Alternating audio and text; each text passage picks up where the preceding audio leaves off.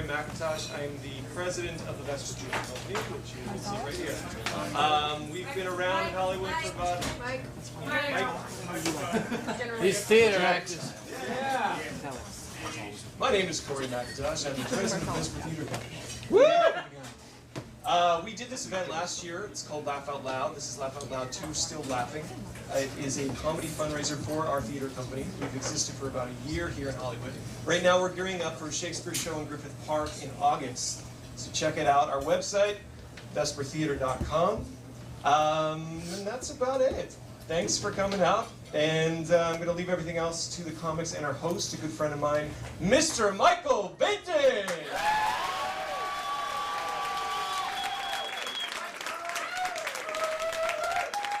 Wow, really? Thank you. You shouldn't have. Thank you all for coming. This is Laugh Out Loud 2, not 1, 2. We're still going to be laughing, especially you up front, laughing tonight. We've got 10 of the best comics here in LA. I'm very excited. Give a round of applause for the comics tonight. Yes. It's an array of people tonight. I'm telling you what, you're going to see stuff from black people, white people, gay people, straight people, and Jews. We have the Jews. I'm very excited. We have one very special guest tonight, and he's a celebrity. I can't tell you anything now, but I will tell you this. Shrimp. That's all I gotta say. Shrimp. Yeah. So I'm very excited to be here. What's the room look like tonight? We got a lot of couples, or people single, or... Yeah, a little bit of both. I feel your pain. Because dating isn't easy here in LA, is it? Huh. No, just try being gay on top of it, all right? See, you gotta know your gays. We got a lot of them. We got your gay cowboys that wear the hats and the big buckles and the big shoes.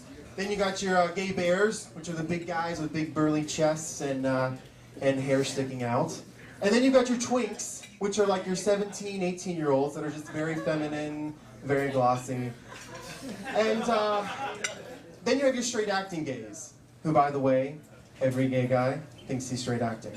But I will tell you this, I do love going to the gay bar. Because you're not just at the bar, you're on stage. Yeah. You grab your beer, you strike a pose, you do the gay stare. So by the time somebody talks to you, you're completely out of breath because you had your stomach sucked in, your chest puffed up, and your ass riding high the whole time. Want to buy me a beer? It's not easy being gay. So I've been thinking, like, where do I fit in, you know? I don't really like going shopping for clothes, but I really love the Golden Girls, you know? Thank you for being a friend. So I'm like, exactly where do I fit in? And then I realized, I'm not a gay man. I'm a black woman.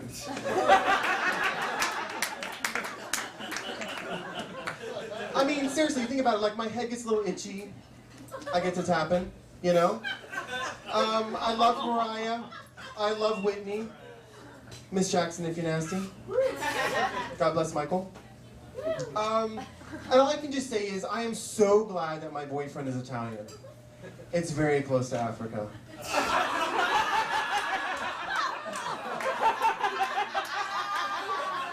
You know what I'm saying?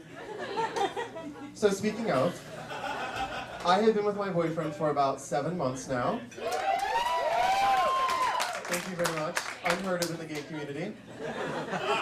I'm used to them leaving after about 7 minutes. But the one thing that I absolutely love about being in a same-sex relationship, besides all the sex, is accessories. We get to share each other's clothes. Except I'm not really sure if it's called sharing when I'm the one doing all the wearing.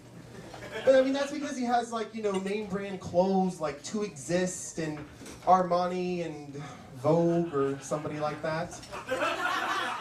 I'm just not really sure. But Tony has two things that I don't have. Fashion sense and money.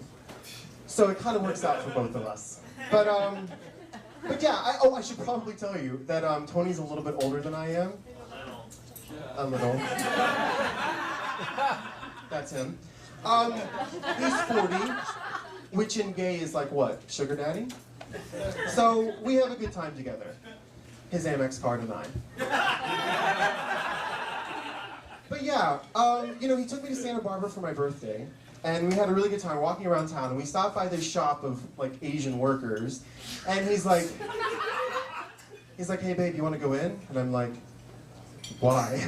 And he's like, to have a pedicure. Ooh, and I'm like, that's the one that goes on your feet, right? And he's like, oh my God, you've never had a pedicure? And I'm like, babe, no, that's really gay. So he's like, what do you say we go have a beer? So, and then we'll talk about it. So 5 beers and 3.5 shots later, we come back to the pedicure place, and all I have to say is it was pretty much the gayest thing I've ever done in my entire life, and I'm the bottom in the relationship. Yeah. So I recently introduced Tony to my parents, to Patty and Bruce, which Patty's and Bruce is always snoring and or farting, and it was a great experience. I was really nervous though, because you know this guy means a lot, and I want everything to go perfect. But I was nervous about my dad because he's never met a guy before that I was dating. So I introduced them, and the next day, they're goddamn best friends. They're talking, they're sharing stories, they're laughing, they're drinking, they're having a good time. They exchange phone numbers. Yeah, it was kind of weird. But the part that killed me was when my dad was like, so Tom, do you remember the 80s, man, with the big hair and the fast cars and the acid wash jeans?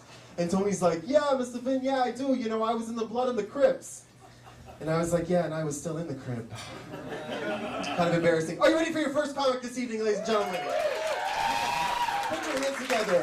I first met him in Acme Comedy Theater. He made me pee in his pants. Ladies and gentlemen, Jeff O'Hare!